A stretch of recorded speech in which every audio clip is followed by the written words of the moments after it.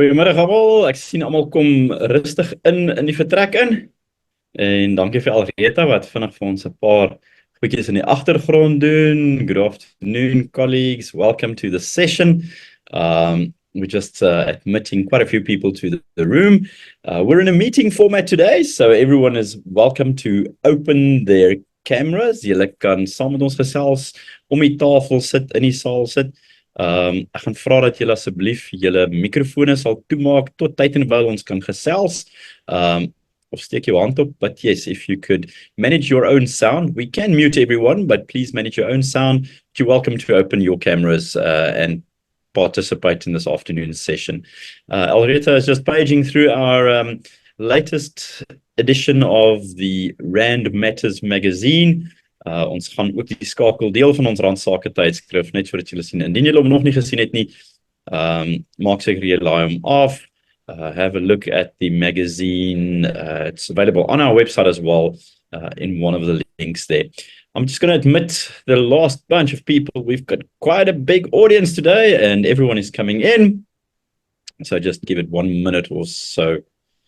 And then we'll see when the waiting room is empty, we'll just jump in. Alreta, I think you can stop sharing the magazine. Welcome colleagues, middag almal, dis so lekker om 'n klompie gesigte te sien.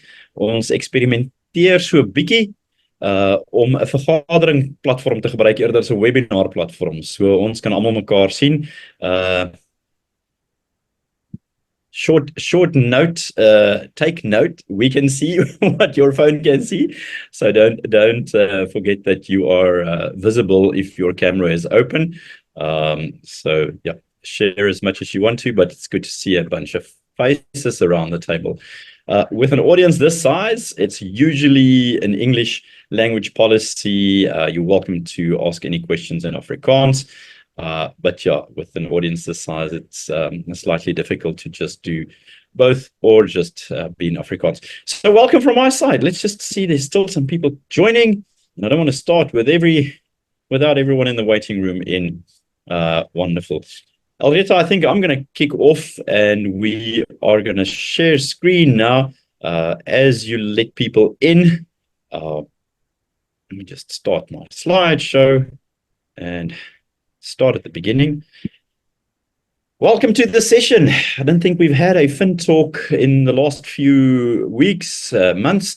We try to slightly reduce the online activity during the SGB training phase so that you guys could get into the SGB training side and also attend our live sessions that were in the provinces. But for today, we're going to be having our first FinTalk for this term, FinTalk for free instead of Tech Talk at 3. And we're hosting and being sponsored by Prosperitas today. And we're talking school fee collection and school fee recoveries. We will jump between Afrikaans and English, but probably mainly English. So welcome to Isabel, that's going to be presenting from Prosperitas' side. My name is Rian van der Berg. I'm Deputy CEO at FEDSAS. Also in charge of the FEDSAS Center for Finance and Risk Management. And in the center, we've been pushing a lot more focus on specialized knowledge, specialized energy into finance and risk management. Our slogan for the past few years has been, every cent counts. And if every cent counts, you sometimes think slightly differently about things. It's very easy to miss the focus if you don't look at what every cent can do in your school. School fee collections is a big problem, and we're chatting about that today. So I want to encourage you. You're on a meeting platform. I hope that we have all the people that wanted to be in the meeting. Alreta, can you just confirm that we are full house and there's no one in the waiting room at this point in time? Yes, Rian, we can continue. Thanks so much. Colleagues, interesting times we're living in, and to make it easier, the center has a publication focusing on some of the matters that we in the finance team and the school management team need to focus on. We try and put that in the Rand Matters Randsake magazine, and the current edition is Budget 2025, which is critical. Our theme is, they don't know what we know. borrowing from Driekus and the Springboks to say, what should we know? Who are they? Who are we? And what is the knowledge that we should have? And yeah, there's a bunch of interesting, valuable information in there. So look in the chat box. You can get the link there or go to the FEDSAS website for that. Our session today, I want to look at a little bit of a big picture of what is going on in the education space. Little bit of a reference to the South African Schools Act, and if SASA is not known to you, we've got a problem because that is what navigates our space, and we've got to have a look at that. So some of the sections in Chapter 4 of the Schools Act, navigating school fees, the setting of school fees, the collection of school fees, and then the handing over and dealing with service providers that help us with that. The school economy, the general economy, macroeconomy, microeconomy, we all read the newspapers daily and we see some implications on the, call it the economic front. If the economic climate is not nice, we also feel the heat or the cold in the school kitchen. Exemptions, we've got to look at the exemptions process slightly, and then compensation for exemption, which a lot of provinces do not adhere to, talking about bad debts. So this is the context. This is the word cloud of what we're doing today. I've got a picture there of a compass and a clock. And sometimes we need to be by the clock. We need to know what to do when. So this is the cycle for handing over and ensuring that we put our last efforts in, because a lot of schools run on an 8, 9, or 10-month cycle of school fees. And we're in the 9th month. What you haven't received by the end of September is at risk. So look at the clock, but then also the direction. The compass gives us direction, and we need to follow the right direction to, ons moet in die regte rigting loop om ons skoolfonds in te vorder, maar ook na die beste van ons vermoë te bestuur. We've got to know what our compass is in that. All right, so fundraising, just a little note on fundraising, and I'll touch on that. And then we have Isabel Raats from Prosperitas going to share what their service is. They're a proud member of the Center for Finance and Risk Management, have been associated with FEDSAS for many years, and they have a service that they can deliver to schools to help you improve your school fee collection. Let me just, I want to focus on 3 big issues. The one is the big picture, the one is the big number or numbers, and the other one is the big issues. But maybe just to start off and set context. I like to set context to understand, where do we navigate ourselves? Are we just average, or is there something more than average that goes on around us?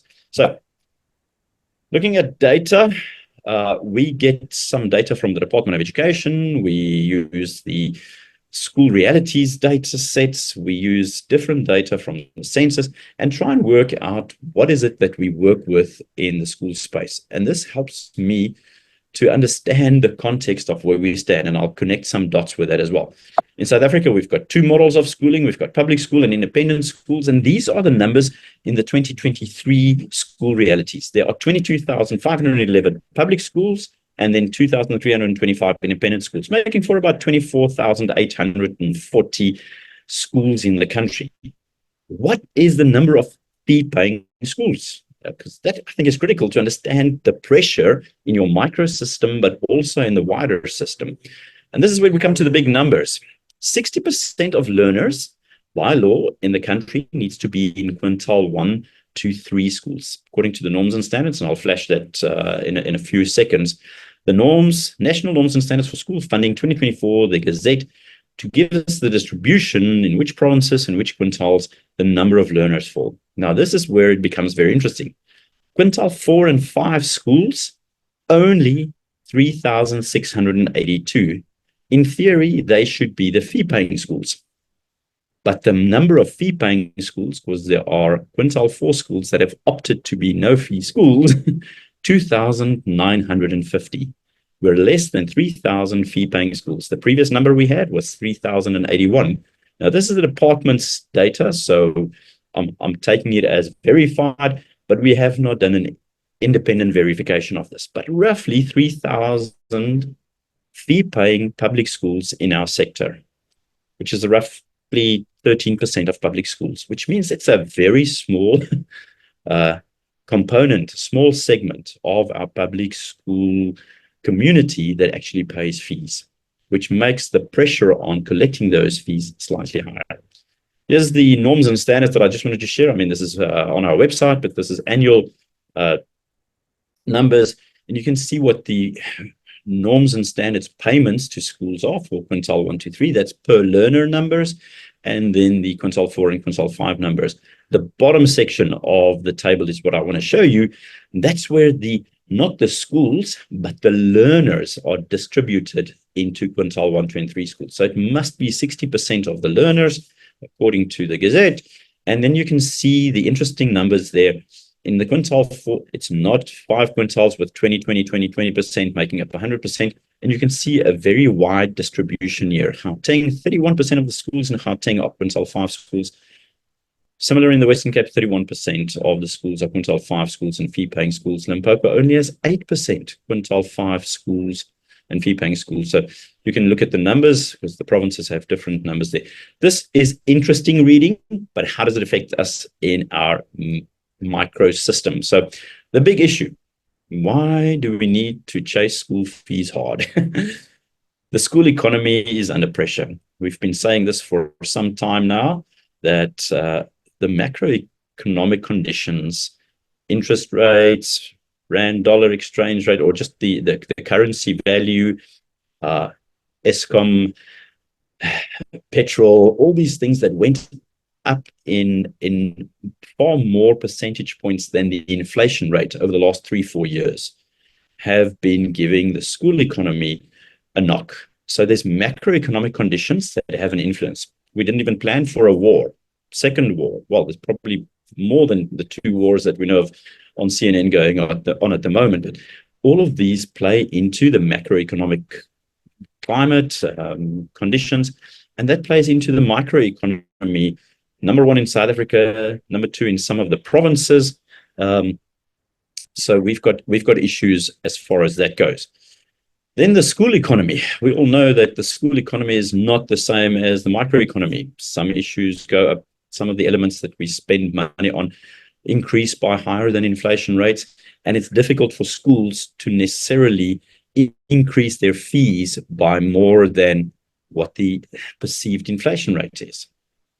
So yes, so that's a difficult economy to balance between macroeconomy, war and interest rates and lending and spending. Microeconomy, how's the economy in the province and in your town going? Did a big business close down? Did a big business open up? And then the school economy. What are the input costs that you have at school? In the provinces where the schools have to travel far. I spoke to a principal. I'm at the principal symposium in PE or Kaberga this week, and I spoke to a principal from Northern Cape, and every time the bus goes somewhere, it's 40,000 rand. But there's not enough neighboring schools just to pop in for a game. You've got to run to various other towns, and it's a lot of money. In 2020, 2021, we had a series of webinars, and one of our speakers then was the late Mike Schuessler, a renowned economist in the country. And he made the prediction that the shadow of COVID will hit us in 2023, 2024. And I think we've got to keep that in mind, that there's a shadow of COVID hitting the economy. Now, why am I saying this? There's a fewer amount of parents that go to fee-paying schools. And of those parents whose kids go to fee-paying schools, there's a larger amount of people struggling with the economy.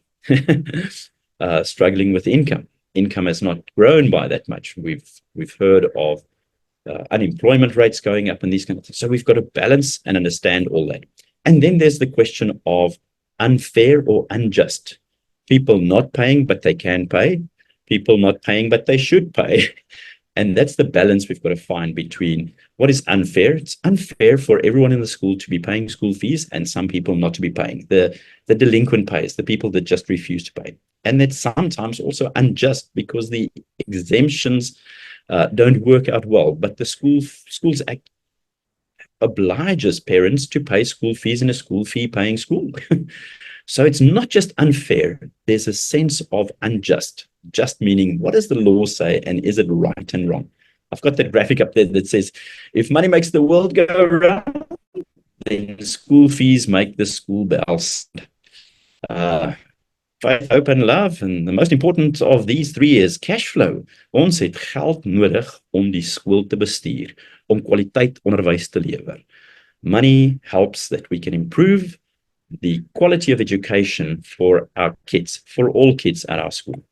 So yeah, looking at that, that's just a little bit of a background. I want to just quickly touch on the exemptions. And I don't know if the people in the room can quickly help us out here by showing a thumbs up. I've closed everyone's, my view of everyone's screen, but at the bottom of the screen, there's a chat box and there's some controls in Zoom, and you should be able to give us a reaction for thumbs up.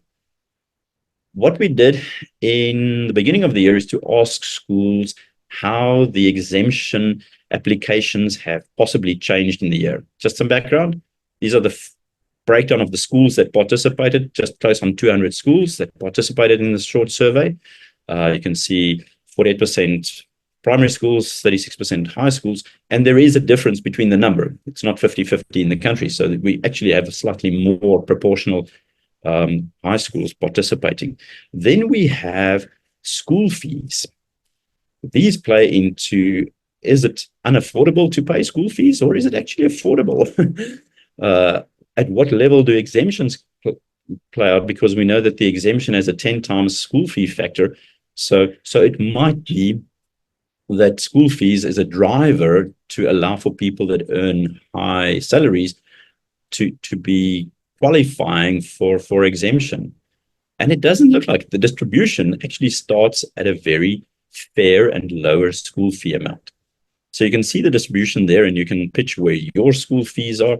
Obviously, high school and primary school fees are slightly different, but this was very interesting reading for me. And we know it's fairly well spread out. It's not like all the fees are over 20,000 or any over 22,000. Although that's about 40% of 38% of the market there. What was the concerning thing is 63% of people in the early stages of this year reported an increase in the number of applications for exemption at the same stage of last year.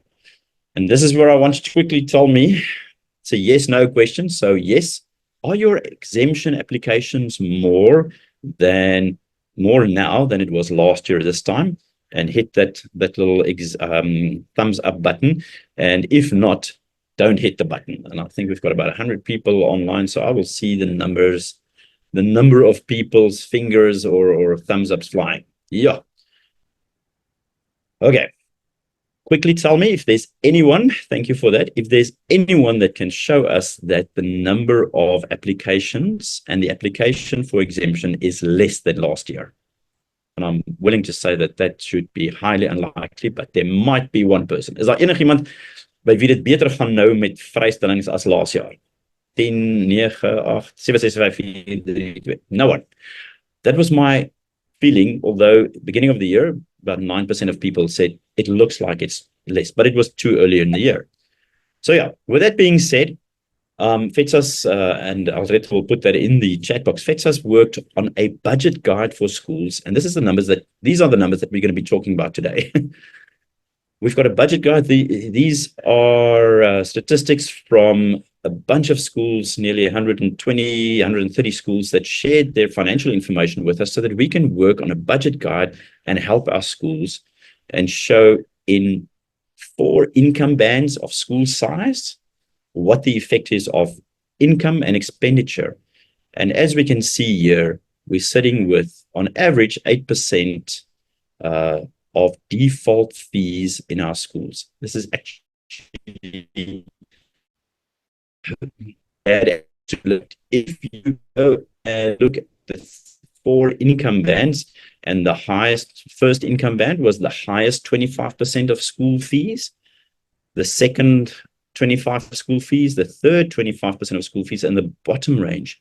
The bottom range of school fees have a default and my internet is unstable. I hope it goes well. Have a default and exemption rate of nearly 40% of fees not being recovered, which makes it virtually impossible one person pays for two at that school, which puts a lot of effort and emphasis behind school fee collection. Similar in the primary schools, slightly different numbers, but yeah, in excess of 30%, in excess of 35%, in excess of 25%, and close on 20% school fees that we are losing out on. So yeah, maybe just a little bit and look at those budget guides. Alreta will post it in the chat group, so you can just copy and paste it and open it up. It is on an online reader and also available on the FEDSAS website. So kry die inligting daar. Collection, is it an obligation of the school to collect school fees? Yes, it is. If it's a school fee school and fees were established by a constituted annual general meeting of parents, according to section 38, then those fees are like tax. It has to be paid. If it was done with quorum and all the requirements, then those fees are obligated to being paid by parents. But then it also means the school should do everything in its power to collect those fees. So if you go read section 38, 39, section 40 and 41, you see the process of establishing school fees, the parent's obligation, the school's obligation to collect, and then the formal process of handing over and collecting and working towards what we all know as the section 41 letters, registered delivery of letters. And we've got other members in the center that help with this process. And if you read the magazine, you will see the likes of D6 that helps school hand over to collection agents, registered communication that has an online and electronic process of delivering registered mail to parents by means of SMS or email. Maybe just as a last thought, and I want Isabel to get herself ready for her introduction, but the problem in schools, like I said, school fees make the school bell sound. Section 36 of the Schools Act says the governing body must do everything it is reasonable in its means to supplement school fees supplied by the state. The economic engine of a school, school fees. So that's your number one trigger to supplement. But then there's also the fundraising ability. And I want to just highlight it again, remind you and impress on you, if your school is under economic pressure, why not fundraise? We've got Sim for Schools as a fundraiser. It's a passive and perpetual income. It's like baking pancakes 24/7. People have no money, but they always have data. We see that from the top 10 taxpayers, corporate taxpayers in the country, 2 or 3 of them are cell phone networks. People use data constantly. And this model allows a school to sell SIM cards, and parents, community members, learners, whoever uses that SIM card, every top up, there's a percentage that goes to the school. I am very surprised that not many more schools are doing this, because it's just, you sell the card one time and every top up, while we sleep, we use data. So please have a look at that if the financial pressure is on. I'm going to introduce Prosperitas today. I'm going to ask Isabel to open her screen and her camera as well as her microphone. Isabel, as jy, ek gaan gou kyk of ek jou al kan sien. Net hier so oopmaak. As jy daar sien, ons gaan jou highlight. Baie welkom. Baie dankie dat jy saam met ons kuier vandag. Isabel is on the sales side and support side at Prosperitas, and we're really chuffed to have them on board as a member of the center, but also to share with us today what they can do and support schools with. You've now seen the broader picture. The problem at school is the big issue. The economy is pressuring us, but there's also people just refusing to pay. What can Prosperitas do to help our schools? Maybe just give us a little background and just share some insights about Prosperitas. Thank you, Rian. I really appreciate to be part of FinTalk today. Welcome, everybody. I think most of you have got the same problem.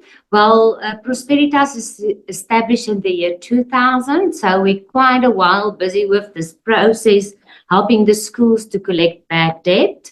the word bad debt speaks for itself. So it's not an easy job, but yes, it's really a big problem. The thing is, it can be a bigger problem if you don't use your compass, as Rian earlier said to us. Who's the navvy at that office, in that finance office? And your clock, is your clock ticking? Are you really using the right stuff that FEDSAS always talk about? So to start with, we also members of FEDSAS since the year 2009, so it makes it 15 years already. We're proudly members, and the reason therefore is if you do collection of school fees, it's very important to know what to do, when to take process, when to hand over your parents, when is the right time to send out your letters. Usually FEDSAS, your circuit manager will tell you from FEDSAS side, end of February, you need to send out your 90-day registration letters and all detail like that. The problem is with our schools is we need to discipline our parents to actually pay school fees in advance. We don't want to chase away our parents. If we don't have parents, we don't have learners at the schools. So the thing is, discipline the parents just to pay school fees. We don't want to chase them away. And the thing is, what is important for your parents? Is it to get the best education for the kids? Or is it to buy them the best food at the local Woolworths around the corner? Priorities is very important. Sometimes parents, I also speak to parents quite a lot. Sometimes I also had children own at school. Oh God, I've got grandchildren now, but yeah. The thing is, all of us, it's got very busy lives, so it's easier to buy Woolworths, to buy this, to buy that, to keep your kids happy. But happy kids is most happy parents. But the important part is your compass. Is it correct? Is the school going in the correct direction? Financially, you need to get cash money in at the school. So the heart at that school is actually your finance office. If that's not the right decision or the right management, if the management there is not right, you've got a problem. So yes. School fees is payable in advance. You have to send out your letters end of February, 90-day letter towards your schools, your parents stating to them to get the accounts up to date. And thereafter, you can hand your current year's school fees over for collection. And like I said, we don't want to chase away our parents. We just want to discipline them to get them to pay school fees in advance. And the thing is also that the school got a lot of SGB members that needs to be paid from the school side that the department is not paying. So if you don't have your hand over your finance in the office, then you don't have at the end of the month enough money to pay your teachers. And your parents expect from your side to give their children the best education possible. But you as principal or finance officer or whatever your situation in the school, you want your educators to be the best for your kids as well. So what is now more important? The finance is very important at a school. And if you don't have your hand on the school fees at the school from the beginning of the year, later on it will be a problem. Exemptions is there for parents that can't pay. It's open for the full year's term, and the sooner you hand over your school fees for the year, the quicker you can also close down with your exemptions. That's the other problem that the schools don't really recognize early enough, that if you take, for instance, handovers and you only do it next year because you feel, oh, I'm going to give my parents enough time, and maybe January I will do the handovers because I know most of my parents paying December with bonus. Really, this this won't happen. The parents got other priorities December. They think they will pay. They promise they will pay. But then December come and they don't pay the school fees, and you sit with a bigger problem, because some of that parents were supposed to be exemptions that could have been qualified for, and that we could have helped the schools to sort out the exemptions quite in time. And the reason that you only hand over in January made the problem now that it can't go through to the department anymore for the current year, because you hand over too late. So don't let that also become a problem. Be the right navigator at your office. And then the thing with Prosperitas is, if there's no collection, there's no fees charged to the school. So if you hand over collections to Prosperitas and we don't collect anything, we don't charge any fees at that stage. The moment we start getting income, the school get a part of the income, and we also, the cost split immediately take part. So for more information regarding our split, if you're not clients with us, you're more than welcome to contact us. And then if you're already clients with us, then please hand over in the current year. Don't wait. Navigate that book so that your clock don't run out.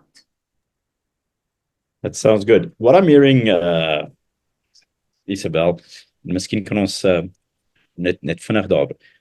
Dis goed om goeie advies te kry. Good advice is good. Dis goed om vroeg in die jaar te begin. Let's start early in the year. Dis goed om vroeër te oorhandig eerder as later.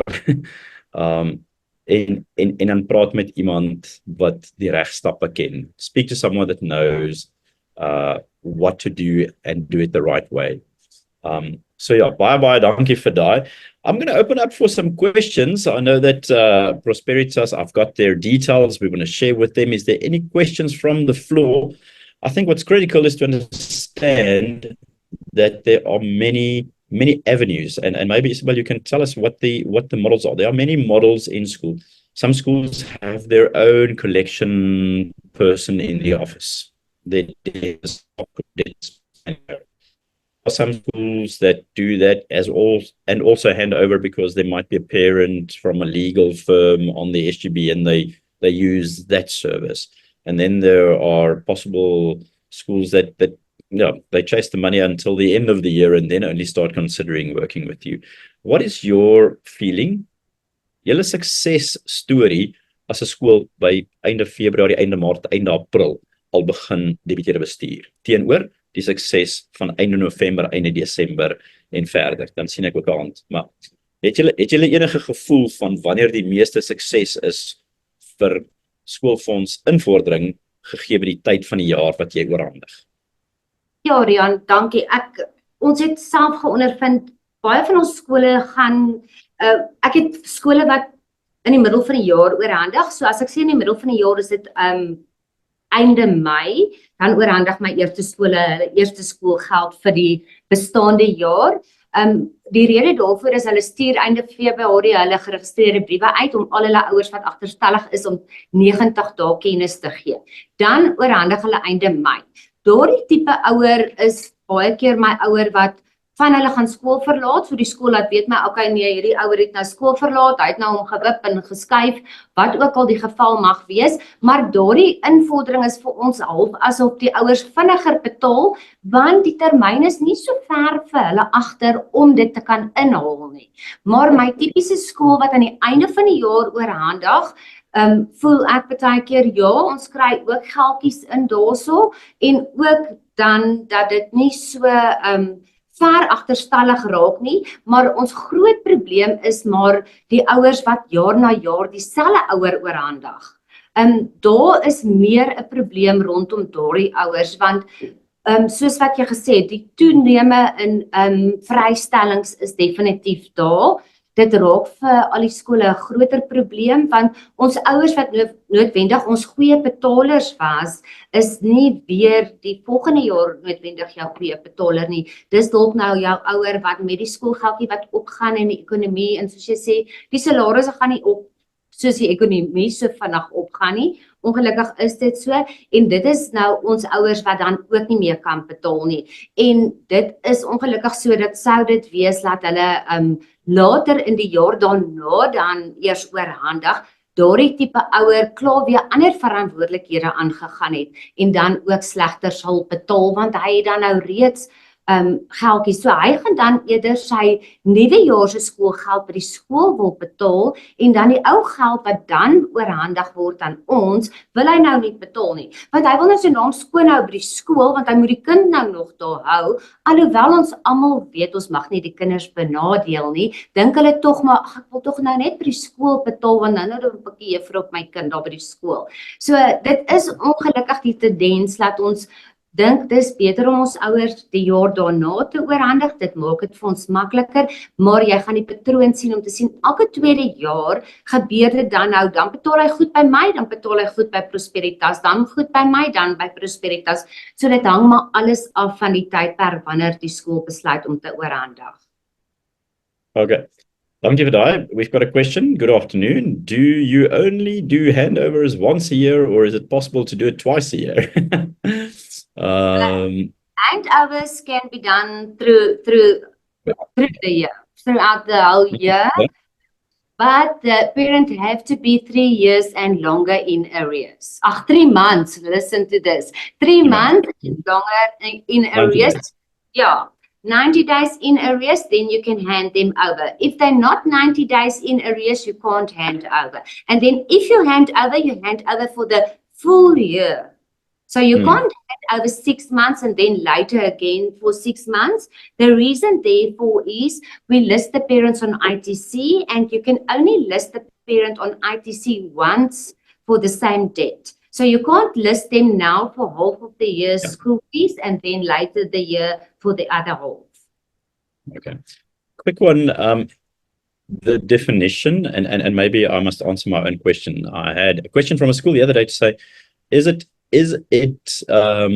if we write off debt, does it mean that it disappears? No, it does not disappear because you wrote it off, but there's a handover of debt and there's a write-off of debt. The write-off of debt has 2 legs to it in my mind. The one is the auditor will tell you there's a low percentage chance of you recovering this, so we should not show the debt as an asset on your balance sheet anymore.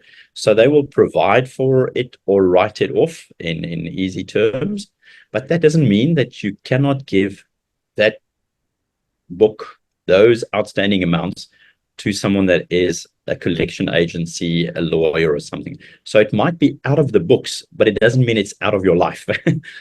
The probability of successful collection is possibly slightly lower, but I want to urge schools to not just forget and just clean the books and say, my job is done, at least I've written it off, because that's where the unfair and unjust and the obligation of the school to collect those fees come in.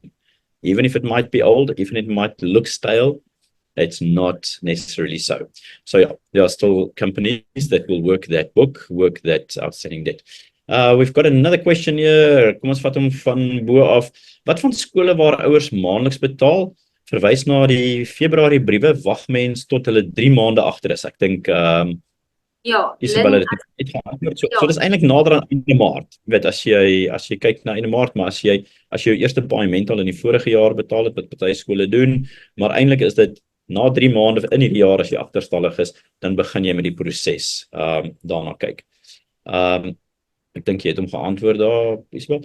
What is the best solution to get more parents to apply? I'm not 100% sure of that question. What is the best solution to get more parents to apply for exemption? It's not great if parents apply for exemption, but if they would qualify for exemption, it's easier if they apply, because then you know you're not putting all that effort into chasing debtors that are. So yeah, a strategy to do that, and it's a balance. You don't want to tell everyone day one, please come apply for exemption, but they must know of that. When they join the Schools Act is clear.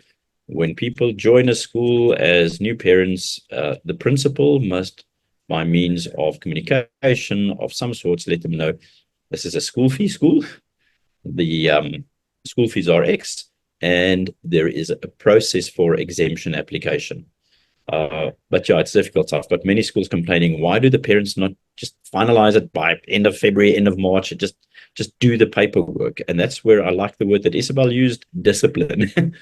I think if we can create a culture of payment, culture of investment into our children's education rather than seeing it as a cost, it's still a debit, but the one is on the balance sheet and the other one is in the income statement. If it's an investment in your child's education, there's different language to use. If everyone pays, then the load is less. Something that's very interesting, and I don't see many schools talking about that, Section 39 of the Schools Act refers to information being shared at the AGM. Now, we know that the AGM is possibly not very highly supported and attended, but in some provinces, there's a quorum of 10% or 15%. And at that AGM, the school, the SGB, must disclose the trends and patterns of payment as well as non-payment established at the school that include non-payers, bad debts, as well as include the trends for exemption applications. So I think we should just possibly just share more info without being granular and detailed and naming people, but then show that to the AGM. All right, so maybe I've tried to answer that question. I don't know what the strategy or what the real problem is to make parents apply. What we can say, maybe I must just, before I jump to the new one, and there's two more questions and then we'll end, but FEDSAS is working very, very hard, and I didn't share it today because we've got a model. It's included in some of the previous magazines where we're in consultation and discussions with the department for the exemption formula to be reviewed. So that it does not work on a factor of school fee to income, but just as a factor to income. So it's similar to a tax table and tax brackets. It's a baseline commitment or obligation to school fees that is aggressively progressive. As income goes up, you have a higher percentage obligation to pay to school fees. In that way, the school fee change has no effect on the obligation for school fees. And we don't have the declining number where people fall into a new bracket in the current formula and table where they suddenly paid 87% last year. Oh, no, they paid 13% last year, and this year they pay 0. But their income didn't go down. The school fees went slightly up, and now that relationship between fees and income provide for them qualifying for total exemption. So you must help us and support us and hold thumbs and cross your fingers. We're in deep discussions with the department to change that model so that the obligation does not go down to 0, but that there's a flat rate of obligation, increasing steps with higher income. Have a look at the previous magazines or contact me if you want to see the model. But we've dealt with various other institutions and organizations to see if that model can work, and we've got great support from that. We just need to get the department over the line. The $1 million question: we phone owners and encourage them to complete exemptions, probably parents, but they don't come to collect and fill in the form. Extremely frustrating. If you have done your bit, the reasonable person part of this equation, if you have done your bit to have them, make them aware of an exemption, make the forms and application process available, it is not just your, you have done your job, but now you've got a secondary job to do. You've got to go and chase it with a collection agency, hand them over, ensure they either pay or default, get judgment or listed on ITC. It is the school's obligation to ensure that parents who do not apply for exemption actually, I like the word discipline, become disciplined parents, disciplined citizens in the school community. So I understand the frustrating portion of that, but then you go to, if they're not qualifying for exemption, they're seen as a bad debtor. So if you know that there is no money there, that's always a question to ask, but manage it in that way. What I find that works quite well is to communicate via WhatsApp, print all communications, and should parents or guardians still default in payments, I hand over to attorneys. Yeah, that's exactly what we're saying here today. If you are struggling to do your work in the run-of-the-mill, find a service provider that adds value and that has specialized service and a bigger engine behind them. And we've got several in the center. Today we're talking to Prosperitas that can help with that. So have a look at that. That is a great idea. So thank you for participating in the chat box, everyone. We've got people answering questions to other people. That's why we're sitting around a table and supporting each other. Isabel, I've got a last slide, just a last comment from you. Maybe just if people want to contact you, where do they go? You're more than welcome to contact Relene 072-985-7778, or my contact number is 082-329-7587, or you can send us a mail. Everybody's got their pen in their hands. Mail marketing@prosperitas.co.za. Hope to hear from you soon. I shared without the .za there. Let me just fix that. But we'll put that in the document. I don't know why that fell off. Put that in the document. So we'll send the recording to everyone. We'll send the slide deck so that you've got all the information. So please contact Prosperitas if you have a need and you see that they can help you. Thank you so much. I don't see any new questions. Rita, is there anything? Is there anyone that wants to make a contribution from around the table? I see some people, julle het nog julle kameras oop. Baie dankie dat julle saam gekuier het. Ek sien in baie gevalle dis iemand nog by die skoolkantoor. So ek sien die witbord agter jou met al die papiertjies vasgesteek. In die skoolkantoor daar. Is there anyone that has a final comment or question? All good. Then we want to say thank you for joining us today. It was a great time together. We're going to sign off. Ek hoop julle het 'n lekker middag, lekker res van die week. Kontak ons, gaan lees gerus die FEDSAS tydskrif en kontak ons as daar enige navrae is of vrae is. Ons sien uit daarna om saam met julle te werk en julle te help. Thank you very much. Dankie Isabel. Dit was lekker om saam met julle te kuier. Ons gesels weer. Baie dankie. Goed gaan.